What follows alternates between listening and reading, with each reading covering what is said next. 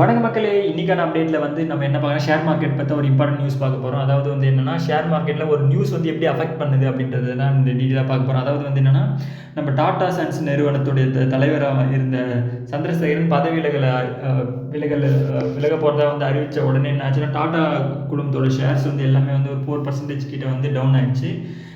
ஒரு ஸ்மால் எக்ஸாம்பிளா பாருங்க. இங்க பாருங்க டிசிஎஸ் உடைய ஷேர்ஸ்லாம் பாருங்கள் எத்தனை பர்சன்ட் ஆல்மோஸ்ட் 4%க்கு மேலேயே கூட டவுன் ஆகிருக்கு.